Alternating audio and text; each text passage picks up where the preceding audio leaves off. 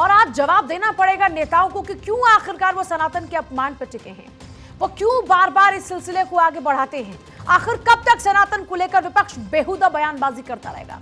उदयनिधि स्टालिन और प्रियंक खड़गे ने सनातन को लेकर जो कुछ कहा, उसके बाद यह मुद्दा अभी शांत भी नहीं हो पाया था कि बिहार के शिक्षा मंत्री एक बार फिर से कूद जाते हैं इस विवाद में और चंद्रशेखर रामचरितमानस पर नया ज्ञान लेकर आए हैं।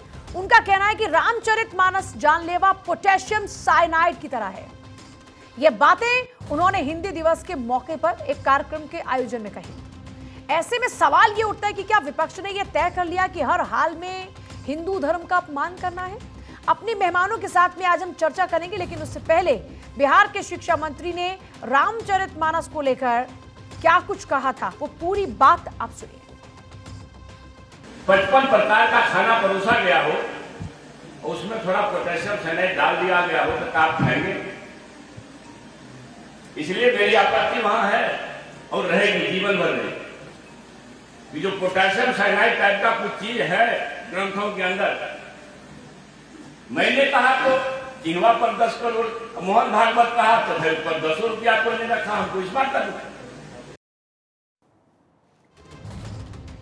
सुना आपने, ये कोई पहला मौका नहीं है जब बिहार के शिक्षा मंत्री रामचरितमानस को लेकर ये बात कर रहे हों या फिर ये पोटेशियम साइनाइड से उसकी तुलना कर रहे हों। सवाल ये है कि एक बार आप ऐसी बात करते हैं, आपकी आलोचना होती है और आप ऐसी बात बार बार करते हैं, आखिर इसकी क्या वजह है। उदयनिधि स्टालिन हमला बोलते हैं, प्रियंक खड़गे भी कहते हैं कि वो धर्म ही नहीं जिसमें असमानता हो, और उसके बाद ये बयानों का सिलसिला इस तरह तेजी से बढ़ता है कि स्वामी प्रसाद मौर्य एक बार नहीं बल्कि कई बार वो इस विवाद में कूदते हैं और वो तो सनातन के अस्तित्व को ही खारिज कर देते हैं। वो कहते हैं कि हिंदू जैसा कुछ है ही नहीं। चर्चा की शुरुआत करते हैं धनंजय गिरी, प्रवक्ता बीजेपी, डॉक्टर नवल किशोर, प्रवक्ता आरजेडी, राजीव रंजन, नेता जेडीयू, स्वामी उपमन्यु महाराज हमारे साथ में होंगे जल्द ही, और अनीता मीणा पॉलिटिकल एनालिस्ट हमारे साथ में है। सभी का एक बार स्वागत है और शुरुआत में बीजेपी के साथ में कर रही हूं। धनंजय गिरी जी, ये इस बार पोटेशियम साइनाइड से तुलना हो रही है, क्या जवाब है इस पर?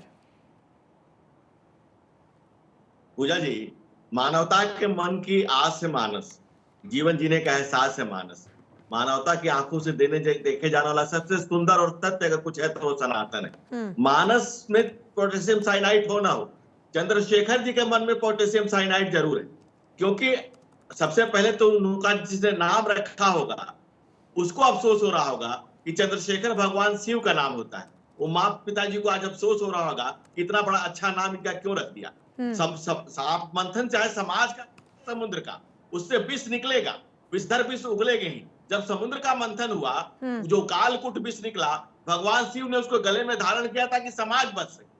आज ये जब समाज का मंथन हो रहा है तो ऐसे विषधर जो विष छोड़ रहे हैं, जो यहाँ से वहां से कहां से जहां तहां से, जो एक इंडी गठबंधन बना है, इसमें तमाम वो सनातनी विरोधी लोग एक साथ जुड़ करके विष भ्रमण कर रहे हैं। इस सारे विषयों को एकत्र करके जो भगवान महादेव की परम कृपा, सोमनाथ से विश्वनाथ और महाकाल के परम भक्त नरेंद्र मोदी उसको, उस जहर को अपने गले में धारण करेंगे। समाज को हम समाप्त नहीं होने देंगे, क्योंकि समाज को बचाना हमारा कर्तव्य है और समाज बचेगा। वो जितने, जब मुगलों की तलवार नहीं झुका पाई तो इनके शब्दों के वार क्या झुका पाएंगे। ये सनातन है, सत्य है, सत्य और सनातन स्वयं से प्रकाशित है।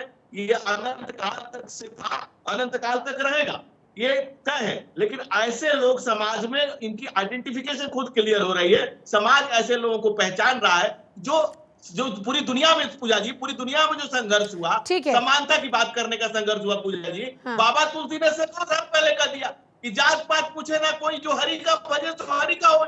जब इतना क्लियर है, जो समाज के सभी धर्म वर्ग पर संप्रदाय को जोड़ता है, उस पर भी हमला कर रहे हैं। यानी कि आप एक सोची समझी साजिश का हिस्सा हो रहे हैं। आप सनातनी समाज को डिमीन करना चाहते हैं, आप एक हमला कर रहे हैं। ठीक है डॉक्टर नवल किशोर, मैं आपके पास आती हूँ। जी मैं आती हूँ आपके पास में।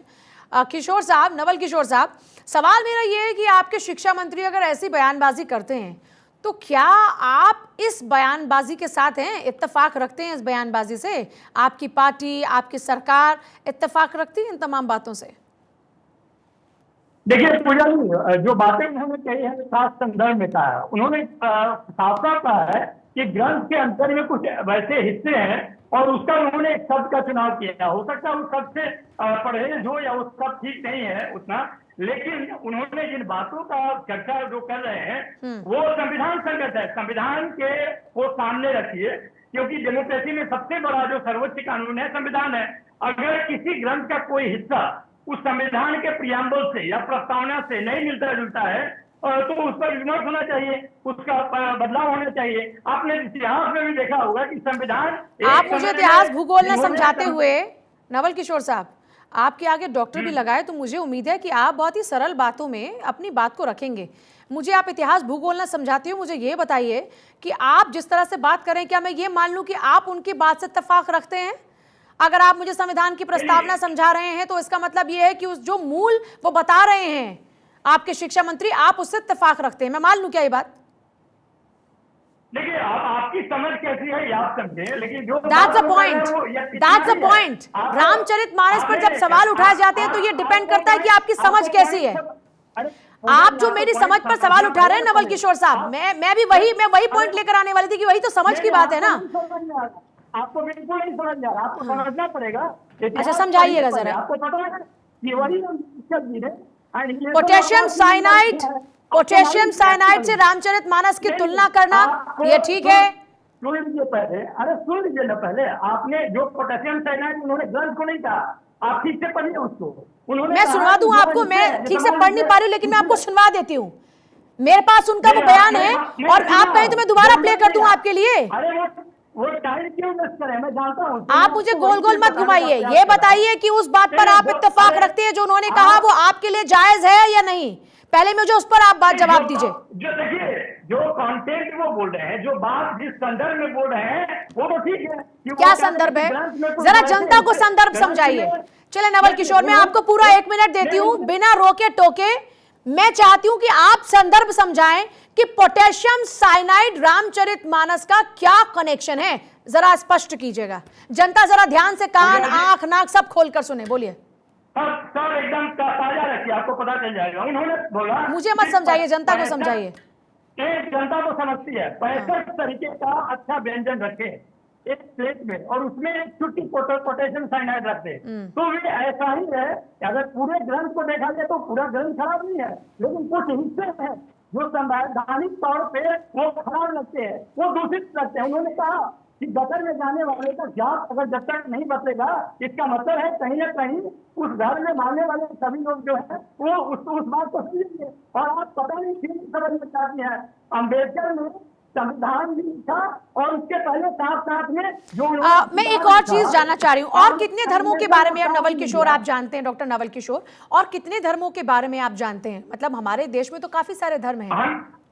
नहीं, हमें ये बताइए कि जिस धर्म में हम हैं, आप जिस पार्टी, आप जब एक किसी पार्टी के होते हैं तो आप एक धर्म के नहीं होते ना नवल किशोर। नहीं, हमारी जब आप एक पार्टी के होते हैं तो आप किसी एक धर्म के नहीं होते ना। आपको तो हर धर्म का सम्मान करना होता है, हर धर्म का ज्ञान होना चाहिए। बिल्कुल है, और देखिए बिल्कुल है, और उसके लिए हम खड़े रहते हैं। हमारा संविधान में मानने का मतलब नहीं है कि सब धर्म को मानते हैं। एक सेकंड रुकिएगा, मैं आती हूँ आपके पास। राजीव रंजन भी हमारे साथ में, नेता जेडीयू, और बहुत बार राजीव जी से हमारे साथ में चर्चा हो चुकी है। स्वामी उपमन्यु महाराज जुड़ चुके हैं हमारे साथ में टीम, क्योंकि ये जो संदर्भ की बात कर रहे हैं वो संदर्भ तो महाराज जी ज्यादा बेहतर समझा पाएंगे। राजीव रंजन, मैं आपसे पूछ रही हूं, जब जब हमारी इस विषय पर बात हुई तो आपने शिक्षा मंत्री की बात पर कभी साथ नहीं दिया। आप ही के सहयोगी पार्टी के जो नेता बैठे हैं यहाँ पर, वो कह रहे हैं कि हम संदर्भ की बात कर रहे हैं, और जब पूरी थाली अच्छे पकवान से सजी हो, पोटेशियम साइनाइड उसमें हो, तो कोई नहीं खाता। मतलब एक तरीके से रामचरितमानस में जिस एक लाइन का जिक्र करते फिर से वो कह रहे हैं कि वो पोटेशियम साइनाइड है। मतलब एक जरा से जहर ने पूरी रामचरितमानस को जहरीला कर दिया। मैं तो यही बात समझ पा रही हूँ, शायद आशय तो यही ना राजीव रंजन, आप इस बात से इत्तेफाक रखते हैं क्या जो आपके शिक्षा मंत्री कह रहे हैं? देखिए, हमारी पार्टी जो है सर्वधर्म संभाव वाली पार्टी है और आस्था को निजी विषय मानती है, तो ये उनका निजी राय, और आस्था पर बहस सार्वजनिक नहीं हो सकता है। ये उनका निजी राय हो सकता है रामायण के बारे में या रामचरितमानस के बारे में। हम लोग इससे सहमत नहीं हो सकते, क्योंकि मेरी आस्था मेरा निजी विषय है। तो हमारी पार्टी सभी धर्मों का सम्मान करती है, तो उस हिसाब से तो हम लोग जो है इसको आस्था का विषय मानते हैं, और आस्था मेरी निजी आस्था होती है। और जहां तक उन्होंने कहा आरएसएस प्रमुख के बारे में, आरएसएस प्रमुख तो जब भी अपना मुंह खोलते हैं तो दलितों और पिछड़ों के खिलाफ जहर ही उगलते हैं। आरएसएस प्रमुख ने जब भी अपना मुंह खोला है दलितों और पिछड़ों के आरक्षण के खिलाफ उगला है, तो कई संदर्भ को जोड़ा जा सकता है। तो आरएसएस प्रमुख जो बिना फीस के वकील है, इस देश में एक बिना फीस के वकील है, आपके पास आती हूँ मैं, मुफ्त में अपना राय उलटते लड़ते हैं। अनिता मीणा जी का एक बार रुक करते हो। अनिता मीणा जी, बात सुन रहे थे आप, आरजेडी और जेडीयू दोनों की प्रवक्ताओं की बात को आपने सुना, क्या समझ में आया? वो कह रहे हैं कि साहब संदर्भ को समझने की जरूरत है, उनकी बात का संदर्भ भी गलत लिया जा रहा है। क्या वाकई आप मानती हैं कि ये संदर्भ गलत है या फिर उनका संदर्भ अपने हिसाब से बिल्कुल सही है, क्योंकि उसी से वोट बैंक की राजनीति हो रही है? देखिए पूजा जी, सबसे पहले तो मैं आपको ये बताना चाहूंगी कि बिहार के शिक्षा मंत्री चंद्रशेखर जी, सबसे पहले तो हम ये देखें कि जो मंत्रालय उनके पास है, शिक्षा मंत्री हैं वो, तो एक शिक्षा मंत्री को इस तरह के बयान देना चाहिए। देखिए धर्म की बात करें हम, तो धर्म के नाम पर आप रामायण, भगवत गीता हो गया, आपका महाभारत हो गया, ये सब संस्कारों से जुड़ा है। आप उनके बयान को जब हमारी नई पीढ़ी सुनती है तो उनको क्या संदेश देना चाहेंगे?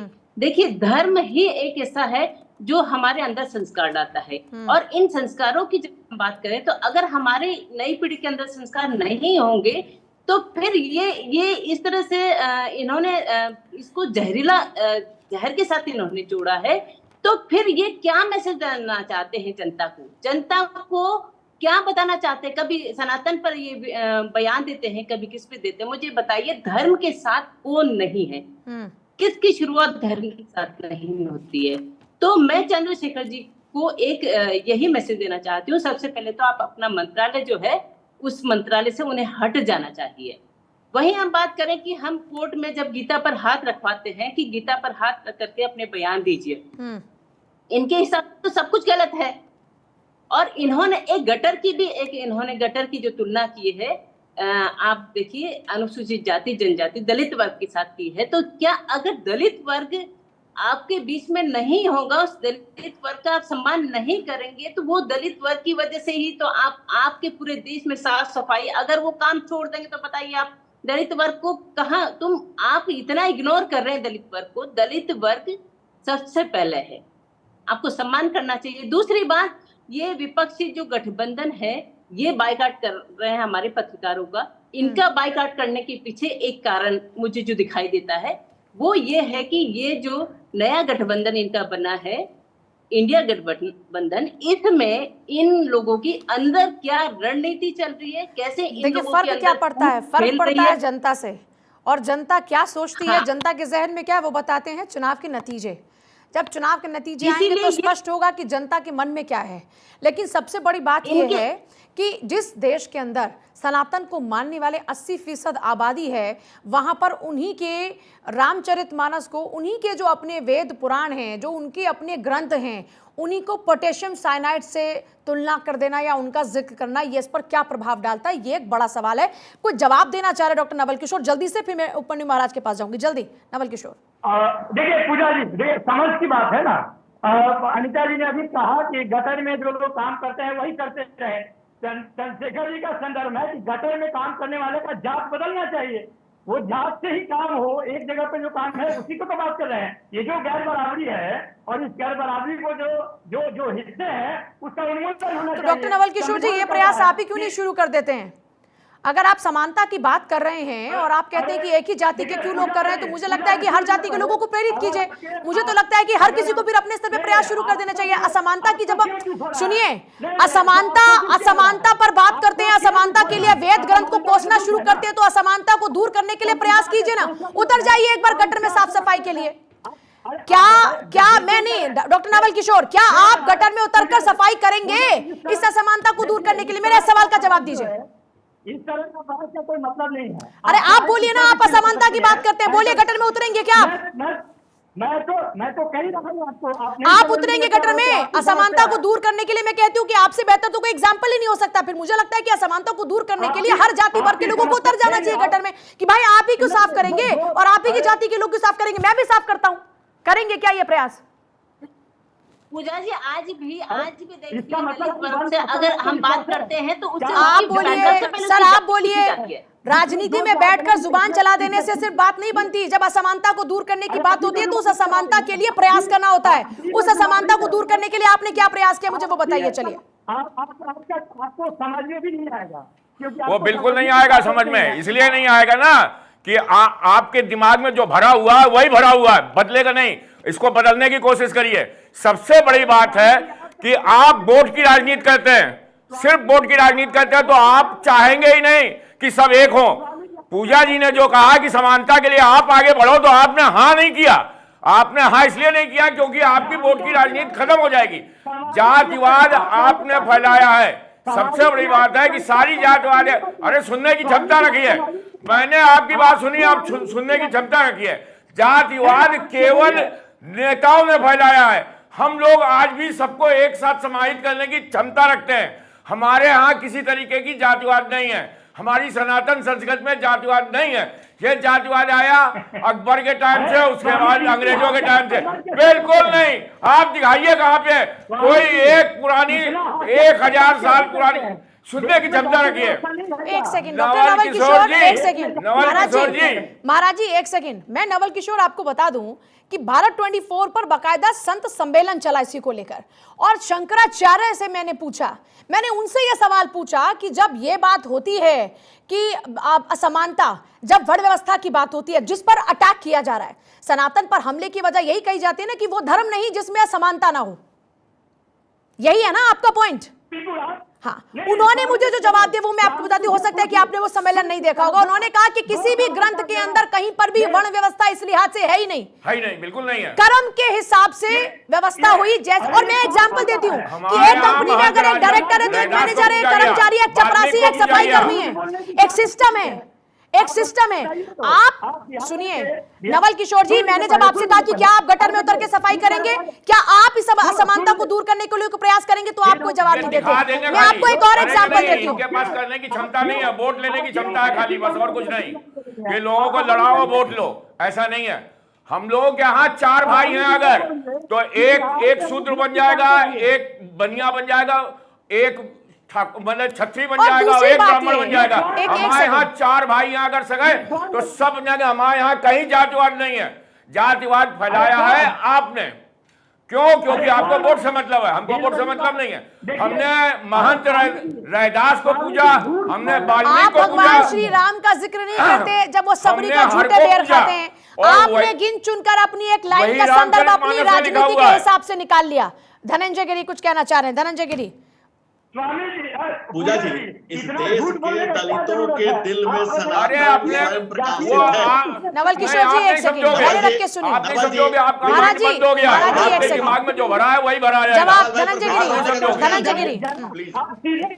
एक सेकंड किशोर साहब, नवल किशोर साहब एक सेकंड जरा रुकिए ना, जरा धैर्य तो रखिए। सनातन धैर्य रखना भी सिखाता है। आपके पास जो दिमाग में, दिमाग को बढ़ाओ, दिमाग को विस्तार में लाओ। एक सेकंड भाई, एक सेकंड धनंजय गिरी। अरे स्वामी जी आप नहीं पता होगा, मुझे मालूम है। नहीं एक सेकंड भाई, एक सेकंड महाराज जी, एक सेकंड धनंजय गिरी कुछ कहना चाह रहे हैं। धनंजय गिरी बोलिए।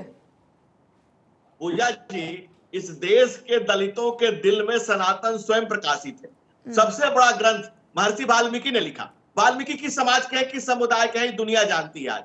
दूसरा ग्रंथ जो चारों वेदों को वेद व्यास ने चारों वेद भाग में बांटा। वेद व्यास की माता मल्लाह थी, तो मल्लाह किस जाति के हैं? इस देश में मीराबाई जो राजपूतानी क्षत्रिय थी, वो राज परिवार की थी। उनके गुरु कौन हुए? रासु। रासु क्या करते थे? जूता सीते थे। तो इस देश सनातन संस्कृति में जात पात पूछे ना कोई, जो हरि का भजन सो हरि को हुई। हजारों साल से हम सनातनी परंपरा को जीते आए, लेकिन कुछ लोग अपने क्षुद्र राजनीतिक चेतना के नाम पर जो जात की बात करते हैं और भला अपने परिवार का करते हैं, वो भला परिवार का करते हैं। बिहार में 15 साल का शासन रहा है, 15 साल तो जात के नाम पर समाज को बांटा है। आपने पूजा ये उंगली मार कर एग्जाम्पल सुना होगा, जो लोगों को जात को हत्या करता था और उंगलियां गले में पहनता था। इन लोगों ने लोगों को नौकरी दी और उनकी प्रॉपर्टी को अपने गले में पहन लिया। ये हकमार परिवार है। एक परिवार के लिए पूजा करने वाले लोग हैं। ये लालू यादव के परिवार के सारे चोर और झूठे के पार्टी में है। भाई इतनी समझ है आपके पास, और सामाजिक इतनी समझ है चोर और वो सबको। एक सेकंड उसके आगे बुद्धि नहीं है आपके पास, राजीव रंजन जी, आपका ब्रेन नहीं है, बिल्कुल नहीं है, महाराज जी एक बंद हो गया ब्रेन। नवल किशोर जी एक सेकंड आप धर्मेंद्र जो हमारे साथ में हैं गिरी साहब, धनंजय गिरी, माफ कीजिएगा, धनंजय गिरी साहब की बात का जरा जवाब दीजिए। वो कह रहे हैं जब आप कहते हैं कि ये पोटेशियम साइनाइड का जो संदर्भ है वो समझाने की कोशिश करते हैं, तो जरा उन्होंने जो संदर्भ दिया कि जब आप महर्षि वाल्मीकि के द्वारा लिखे हुए ग्रंथों की बात करते हैं, जब आप वेद व्यास की बात करते हैं, वो जिक्र कर रहे हैं, आप अगर जाति और उसके आधार पर बात कर रहे हैं तो वो कौन थे? उनके लिखे ग्रंथ को कौन नहीं मानता, पूछता, उसका अनुसरण कौन नहीं करता? कौन नहीं करता अनुसरण? तो कहां पर है इतिहास में? अरे एक आप सुन लीजिए, पहले एक कमेंट से जो कि लिखा हुआ था पहले कि तारण का मतलब पीटना होता है, उसको आप अर्थ बदल देते हैं। तारण का संदर्भ मैं फिर से दोहरा दूं आपको नहीं पता? मुझे लगता है आपको शायद मुझे लगता है कि थोड़ा जो संत समाज के लोग हैं उनके आपको पास जाना चाहिए। वो जिस ताड़ना का अर्थ और संदर्भ आपने अपने हिसाब से लेकर राजनीतिक इस्तेमाल शुरू किया है, उसका संदर्भ और अर्थ समझ लेना चाहिए, और नहीं समझ पा रहे तो उपमन्यु महाराज फिर से समझा देंगे। उपमन्यु महाराज जरा बताइए इस ताड़ना का तात्पर्य क्या है? मैं अपनी इस चर्चा में कम से कम 100 दफा ये बात समझा चुकी हूँ कि जिस ताड़ना का जिक्र कर करके आप राजनीति कर रहे हैं, उस ताड़ना का मतलब क्या है? अपने हिसाब से चुन लिया उस अर्थ को आपने। एक धर्म के ऊपर हमला बोलते हैं, लोगों की भावनाओं को आहत करते हैं, फिर उसको जस्टिफाई करते हैं बैठकर। मैं कहती हूँ असमानता को दूर कीजिए, तो आपके पास कोई जवाब नहीं होता। क्या कर रहे हैं आप असमानता को दूर करने के लिए? उपमन्यु महाराज पहले जवाब दीजिए, क्या है उस सकल ताड़ना का मतलब? जो संबंध है दौड़ गंवार शूद्र पर सुनारी सकल ताड़ना के अधिकारी। ताड़ना का मतलब है विशेष ध्यान रखना, इन लोगों को विशेष ध्यान रखा जाए और विशेष। देखिए आपकी नहीं, आपसे तो मैं हाथ जोड़ता हूँ, आपकी बुद्धि में कुछ आएगा नहीं। एक सेकंड भाई, एक सेकंड, मुझे लगता है कि यहाँ पर बहस करने का कारण है। राजीव रंजन जी, देखना, राजीव एक सेकंड महाराज जी, महाराज जी एक सेकंड, राजीव रंजन जी एक सेकंड, महाराज जी एक सेकंड, राजीव रंजन जी आप एक बार जरा फिर से स्पष्ट कीजिए, या तो आप इस बयान के साथ में हैं या फिर नहीं। आप ये कहकर कि उनकी निजी राय है, जो एक संवैधानिक पद पर बैठा हो, जो आपकी सरकार में शिक्षा मंत्री है, जब आपके शिक्षा मंत्री ऐसी बात करते हैं तो उनकी बात निजी राय नहीं हो सकती और आप उससे किनारा नहीं कर सकते। या तो जो लोगों की भावनाओं को आहत कर रहा है उस पर आपको एक्शन लेना होगा नीतीश बाबू को, या तो फिर आप उनकी बात से इत्तेफाक रख रहे हैं। दोनों में से एक बात हो सकती है। पूजा जी मैं बताता हूं, इनके यहाँ 20 लोग होंगे ना पूजा जी, वो 20 अपनी अपनी राय फैला देंगे जो फिट हो जाए। राजीव जी मैं जवाब ले लूं, महाराज जी एक सेकंड, महाराज जी एक सेकंड में जवाब ले लूं। राजीव रंजन सबसे बड़ी बात है, देखिए अभी बोलना चाहते हैं बोल रहे थे, जो बीजेपी रामनाथ कोविंद को मंदिर जाने पर कहीं न्याय नहीं दिलवा पाई, वो समानता की बात कर रहे हैं। अरे रामनाथ कोविंद देश के राष्ट्रपति थे, मंदिर में प्रवेश नहीं करने दिया दलितों ने कारण। क्या बात कर रहे धनंजय गिरी जी? समानता की बात कर रहे हैं। और हमको एक सवाल है, जो यहाँ गुरु महाराज बैठे हुए जिस बात का आप जिक्र कर रहे हैं उसको लेकर तस्वीर साफ हो चुकी है कि उसके पीछे क्या वजह थी, मैं उस पर नहीं जा रही। मैं एक सवाल आपसे पूछ रही हूँ, पहले सुनिए ना मेरी बात। सवाल का जवाब सवाल नहीं होता, सवाल का जवाब सवाल नहीं होता राजीव जी। मेरा सवाल यह है कि या तो आप उनकी इस निजी राय पर सहमत हैं, और अगर आप उनकी निजी राय पर सहमत नहीं हैं तो फिर ऐसे शख्स के खिलाफ में एक्शन होना चाहिए। इससे पहले भी रामचरितमानस को लेकर वो हमला बोलते हैं। जिस धर्म के अंदर नारी को पूजने की बात होती है, उसी धर्म की एक बात को, एक लाइन को, जिसका संदर्भ भी आप लोगों ने तय किया है, उसका जिक्र करके बार बार उस धर्म पर हमला बोलना, ये कितना जायज है? मंदिर वाला फोटो अच्छा लगा, अब बीफ वाला फोटो खराब लग रहा था। वही ऋषि सुनक का मंदिर वाला फोटो अच्छा लग रहा था, और उसी ऋषि सुनक का बीफ वाला फोटो क्यों नहीं जारी किया? ऋषि सुनक का बीफ खाता हुआ फोटो क्यों नहीं जारी किया? तो आप उनके इस बयान पर इत्तेफाक रखते हैं, मैं ये मान लूं। पर्सनल काम है वो। एक सेकंड, तो मैं राजीव जी मैं ये मान लूं कि जो आपके शिक्षा मंत्री कह रहे हैं, आपके शिक्षा मंत्री की बात आपको जायज लगती है, और समाज में फैली असमानता का वो जिक्र कर रहे हैं, पोटेशियम साइनाइड जो कह रहे हैं वो ठीक है। हमारे जायज नाजायज की बात नहीं है। अरे नहीं, पहले आप बोलिए, मैं ये मान लूं कि आप जिस असमानता की बात करें तो फिर आप अपने शिक्षा मंत्री की बात से सहमत हैं, फिर उनकी निजी राय नहीं है, आप सबकी राय वही है। बोल रहे थे क्या व्यवहार किया रामनाथ कोविंद जी के साथ? अरे आप उस राय से, मैं अभी रामनाथ कोविंद के साथ में क्या हुआ, द्रौपदी मुर्मू के साथ क्या हुआ, प्रधानमंत्री नरेंद्र मोदी के साथ में क्या हुआ, अमित शाह के साथ में क्या हुआ, नीतीश कुमार के साथ क्या हुआ, सोनिया गांधी के साथ क्या हुआ, राहुल गांधी के साथ क्या हुआ, पूजा यादव के साथ क्या हुआ, उपमन्यु महाराज के साथ क्या हुआ, नवल किशोर के साथ क्या हुआ, राजीव रंजन के साथ क्या हुआ, इस पर बात ही नहीं कर रही सर। मैं जिस सवाल का जवाब पूछ रही हूँ, उस सवाल का जवाब दीजिए ना। पूजा जी, एक बात मैं पूछना चाहती हूँ, पोटेशियम साइनाइड जो है वो कहीं ऐसा नहीं है कि ये पोटेशियम साइनाइड सिर्फ एक ही धर्म के अंदर नजर आता है, ये पोटेशियम साइनाइड कहीं और भी नजर आता है, किसी और की थाली में भी नजर आता है, जरा ये भी बताइए। जिस पोटेशियम साइनाइड का जिक्र बार बार करके आप अपनी बात को जस्टिफाई कर रहे हैं, जरा ये बताइए कि और भी कहीं पर असमानता नजर आती है या फिर सिर्फ एक ही जगह पर यह असमानता, ये वर्ण व्यवस्था और ये जो आप कह रहे हैं कि अत्याचार हो रहा है, ये सिर्फ एक ही जगह पर हो रहा है? उनको मंत्री है, उनको अपना विभाग पर ध्यान देना चाहिए, इस पर बातें नहीं करनी। अरे आप मेरे सवाल का फिर सवाल जवाब पूछ रहे हैं, मैं जवाब पूछ रही हूँ ना आपसे, मेरे शो का नाम है जवाब देना पड़ेगा, तो जवाब दीजिए ना, सवाल ना पूछकर, और सवाल पूछने से पहले जवाब तो दीजिए मेरे सवाल का। तो मैं तो कह रहा हूँ निजी आस्था निजी समझ है, तो आप उनकी बात से इत्तेफाक तो रख रहे हैं। जब आप मुझे सारी बातें समझा रहे हैं तो या तो आप क्लियर कीजिए कि मैं ऐसी बात पे भरोसा नहीं करता और मैं ऐसी बात को नहीं मानता, ये उनकी निजी राय है। और शिक्षा मंत्री की राय निजी राय कैसे हो सकती है?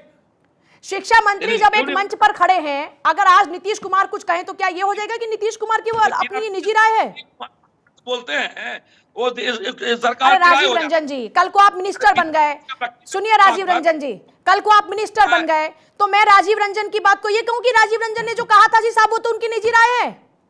जब राजीव रंजन मिनिस्टर हैं, जब राजीव रंजन सरकार का हिस्सा हैं, तो राजीव रंजन की राय निजी कैसे हो सकती है? और अगर निजी राय तो घर की चार दीवार में बैठकर अपने परिवार के बीच में बोलिए, जनता के बीच में जाकर ये बात क्यों बोल रहे हैं? अभी भी निजी राय तो निजी जगह पर होनी चाहिए ना, सार्वजनिक जगहों पर क्यों हो रही है निजी राय? अभी भी इनकी राय निजी राय नहीं होगी, अभी भी इनकी राय पार्टी की राय होगी। अभी राजीव रंजन जो बोलेंगे पार्टी की राय होगी।